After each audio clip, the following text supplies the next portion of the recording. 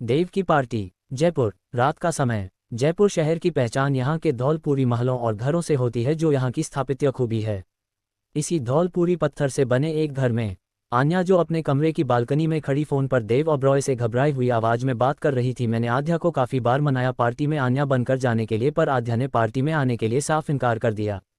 उद्धरण चिन्ह। ये सुनकर देव के हाथों की मुट्ठियां कसने लगी। फिर उसने गुस्से से दांत भींचते हुए कहा, मुझे वो अपनी पार्टी में किसी भी हाल में चाहिए, उसे आन्या बनकर मेरी पार्टी में शामिल करना होगा। उद्धरण चिन्ह। इतना कहकर देव ने तुरंत ही कॉल कट कर दिया और आन्या देव की भारी आवाज सुनकर गहरी सांस लेकर खुद से बात करते हुए बोली, मुझे आध्या को मनाना होगा और उसे देव की पार्टी में शामिल करना होगा, वरना देव ने मुझसे सारे पैसे रिटर्न मांग लिए तो मैं कहाँ से लाऊंगी इतने सारे पैसे। यही सोचकर आन्या घबरा सी गई और अपने कमरे में आई। कमरे में आकर उसने देखा कि आध्या सुकून से बेड पर ब्लैंकेट ओढ़कर सोई हुई थी। ये देखकर आन्या आध्या के पास आकर ब्लैंकेट खींचते हुए बोली, आध्या प्लीज चली जाओ ना, मेरी जगह तुम पार्टी में। आध्या तुरंत ही बेड पर उठकर बैठ गई और चिल्लाई, मैंने कहा ना, मैं उस देव ओबरॉय की पार्टी में नहीं जाऊंगी, मतलब नहीं जाऊंगी। उद्धरण चिन्ह। इतना कहकर वो लेट गई और सोने लगी।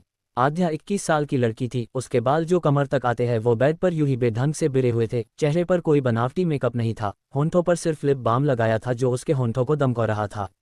दिखने में बेहद खूबसूरत, कहने को दोनों जुड़वा थी, पर दोनों में से आन्या के बाल उसके गले तक आते थे और आध्या के कमर तक। बस यही पहचान दोनों को अलग बना रही थी। आध्या के साफ इनकार करने पर भी आन्या नहीं मानी और अपनी बीमारी का झूठा नाटक करते हुए बोली, आध्या मुझे बुखार है, फिर भी तुम मेरी बात नहीं मान रही हो, प्लीज चली जाओ ना मेरी जगह पर देव की बर्थडे पार्टी में। आध्या आन्या को काफी बार समझा चुकी थी, पर आन्या उसकी बात मान ही नहीं रही थी। इसलिए आध्या बेड पर से उठकर मना करते हुए बोली, देखो आन्या, मेरे सामने ड्रामे करना बंद करो, मैं देव की बर्थडे पार्टी में नहीं जाऊंगी, मुझे वो शख्स बेहद अजीब लगता है। आन्या जानती थी कि आध्या ऐसे नहीं मानेगी, इसलिए आन्या ने अपने माथे पर सर रखकर चक्कर का बहाना बनाते हुए कहा, आध्या मुझे चक्कर आ रहे हैं। उद्धरण चिन्ह। आध्या ने आन्या को नीचे गिरने से बचा लिया और आन्या को बेड पर बैठाते हुए बोली, तुम ये ड्रामे करना बंद करो, मैं अच्छे से जानती हूँ तुम्हारे ये ड्रामे। आन्या ने आध्या के दोनों हाथ पकड़कर उसे समझाते हुए कहा, आध्या इस बार तुम देव की बर्थडे पार्टी में चली जाओ, उसके बाद मैं कभी तुम्हें देव की पार्टी अटेंड करने नहीं भेजूंगी। उद्धरण चिन्ह। असल में देव के हर फंक्शन या फिर पार्टी होती थी तो उसमें आन्या आध्या को ही आन्या बनाकर भेजती थी, जिससे आध्या ये ड्रामे करके बहुत थक चुकी थी। क्योंकि आध्या को आन्या ने यही कहा था कि देव उसका बॉयफ्रेंड है, जबकि देव आन्या का बॉयफ्रेंड नहीं था। आध्या वैसे तो देव के कोई भी फंक्शन अटेंड नहीं करना चाहती थी, पर आन्या की लास्ट बार उसे आन्या बनकर देव की पार्टी में जाना है। ये सुनकर उसने पूछा, क्या तुम सच कह रही हो, मुझे देव की पार्टी में आखिरी बार जाना है। आन्या ने तुरंत ही अपना सिर हाँ में हिलाया। ये देखकर आध्या, जो नहीं जाना चाहती थी, वो सोच में पड़ गई। फिर मन ही मन सोचते हुए बोली, क्या मुझे लास्ट बार देव की पार्टी में जाना चाहिए। आध्या ये मन ही मन सोच रही थी कि इतने में आन्या ने उसका हाथ पकड़कर वॉशरूम की तरफ ले जाते हुए बोली, अब जाओ और जल्दी से तुम तैयार हो जाओ, बस अब ये आखिरी बार तुम आन्या बनोगी। आध्या को आन्या बनकर कभी भी पार्टी में शामिल होना नहीं पसंद था, पर हर बार आन्या उसे कुछ ना कुछ बहाना बनाकर देव की पार्टी में भेज दिया करती थी, जिसे न चाहते हुए भी आध्या को आन्या बनकर पार्टी या किसी भी फंक्शन में शामिल तो होना पड़ता था और साथ में उसे देव की गर्लफ्रेंड भी बनना पड़ता था। दूसरी तरफ देव ओबरॉय कंपनी संगमरमर का मालिक था। देव की मस्कुलर बॉडी और हाइट लगभग 6 फीट, रंग गोरा जिसे हर लड़की की चाह होती है, बिल्कुल वैसा था। देव दिखने में ऐसा था जिसे देखकर ही कोई ये कह सकता था कि ये मालिक कहलाने के लायक है। जितना आकर्षक उतना ही गुस्सेल, घमंडी और सबसे बड़ी बात मतलबी इंसान था। देव को सिर्फ ऊंचाई पर पहुंचने से मतलब था, फिर चाहे उससे ऊंचाई पर पहुंचने के लिए कुछ भी क्यों ना करना पड़े, वो करने के लिए तैयार था। ये बात हर डीलर्स के दिमाग में फिट थी, पर क्या सच में देव को सिर्फ डील से मतलब था, या फिर है कोई दूसरी वजह, ये तो वक्त ही बताएगा। आज देव की बर्थडे पार्टी थी। देव आज 26 साल का होने वाला था और इसी खुशी में जयपुर से थोड़ी दूरी पर सबसे बड़े नटराज रिसॉर्ट पर पार्टी रखी गई थी। देव ने ब्लैक कलर का शूट पहना था और उसके अंदर उसने ब्लैक शर्ट पहना था। हेयर सलीके से सेट किए हुए थे। शूट से मिलते जुलते उसने ब्लैक शूज पहने थे और कुल मिलाकर देव की पर्सनैलिटी में 4 चांद लग रहे थे।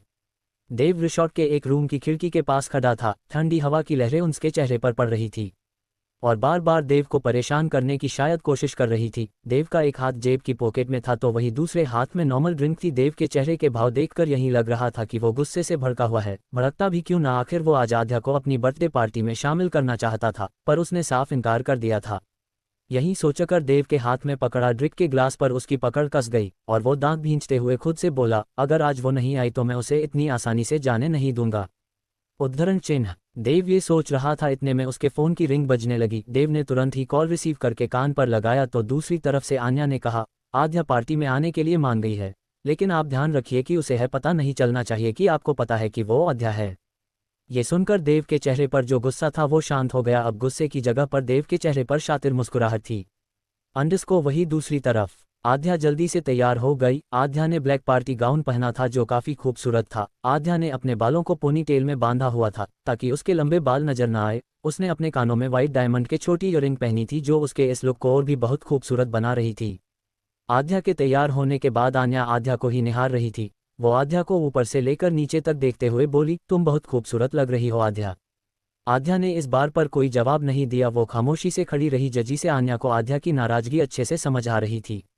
पर इस वक्त आन्या आध्या को सिर्फ पार्टी में भेजना चाहती थी, इसलिए उसने आध्या का हाथ पकड़कर पीछे वाले रास्ते पर ले जाते हुए बोली, ये सब जाने दो, मेरी दोस्त सोम्या कार लेकर आ गई है, तुम जल्दी से उसकी कार में बैठकर चली जाओ। आध्या को ना चाहते हुए भी नीचे आना पड़ा और सोम्या अपनी व्हाइट कार लेकर आध्या के ही आने का वेट कर रही थी।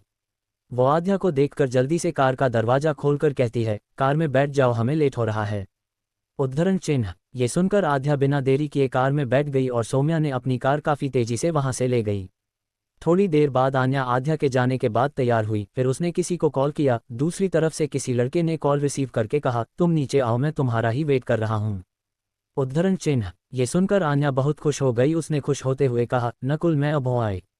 उद्धरण चिन्ह। आन्या अपने घर से बाहर आकर उस नकुल नाम के लड़के की बाइक पर बैठकर यहाँ से चली गई। नटराज रिसॉर्ट। नटराज रिसॉर्ट को काफी खूबसूरती से सजाया गया था। पूरे रिसॉर्ट को जगमगाती लाइट और काफी कुछ डेकोरेशन भी किया था। सजाया भी क्यों नहीं जाता, आखिर देव की बर्थडे पार्टी थी जहां काफी बड़े बिजनेसमैन और मीडिया वाले भी मौजूद थे। और आध्या सोम्या के साथ रिसॉर्ट में आ गई। वही सोम्या आध्या के पीछे चलते हुए देव को मैसेज करती है, देव भाई मैं उसे लेकर आ गई हूँ। असल में सोम्या देव के चाचा की लड़की थी जो दिखने में खूबसूरत पर अपने में खोई हुई, क्योंकि वो अपने हालतों में उलझी हुई थी। और आध्या की बात की जाए तो आध्या यहाँ आने के बाद बहुत घबरा रही थी। उसे बहुत घबराहट हो रही थी। फिर भी वो अपनी घबराहट छुपाते हुए खुद से मन ही मन बोली, हे भगवान कहीं मैंने यहाँ आकर कोई गलती तो नहीं कर दी ना। वही सोम्या ने देव को ये मैसेज किया तो देव ने सोम्या को रिप्लाई किया, उसे मेरे रूम के लेकर आओ। ये मैसेज पढ़कर ही सोम्या बिना देरी किए आध्या की तरफ देखते हुए बोली, तुम्हें मेरे भाई के रूम में जाना होगा। उद्धरण चिन्ह। ये सुनकर तो आध्या की सांसें मानो अटक सी गई। वो अपनी सूझबूझ सब कुछ भूल गई और वो देव के रूम में जाने के बारे में सुनकर ही घबरा सी गई। इसलिए वो तुरंत ही मना करते हुए बोली, नहीं मैं बाद में चली जाऊंगी। ये सुनकर सोम्या ने अपनी भारी आवाज में कहा, देखो मुझसे बहस मत करो, मेरा भाई तुम्हें अपने कमरे में बुला रहा है तो तुम्हें जाना चाहिए। ये सुनकर आध्या का दिल काफी जोरों से धड़क रहा था, क्योंकि उसे डर था कहीं देव उसे पहचान न ले कि वो आन्या नहीं आध्या है, इसीलिए वो देव के पास नहीं जाना चाहती थी। पर सोम्या के लिए देव का हुक्मसार आंखों पर था। वो आध्या का हाथ पकड़कर उसे मनाते हुए सीढ़ियों से ऊपर ले आते हुए देव के रूम की तरफ बढ़ने लगी। आध्या अपना हाथ छुड़ाते हुए मना करते हुए बोली, देखो सोम्या मुझे देव के कमरे में नहीं जाना है, मुझे देव से बहुत डर लगता है।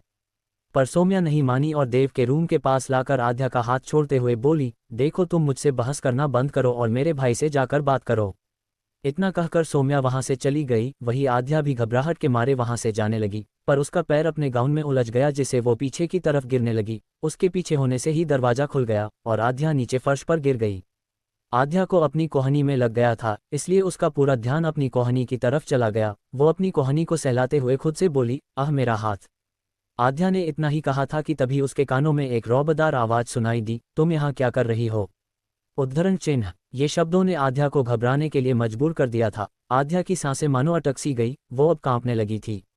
मेरी न्यू नॉवेल जैसे इश्क एक डील को सपोर्ट किया वैसे ही इस चैनल को भी सपोर्ट कीजिए। क्या है देव और आन्या की चाल जानने के लिए सुनते रहिए इश्क एक डील।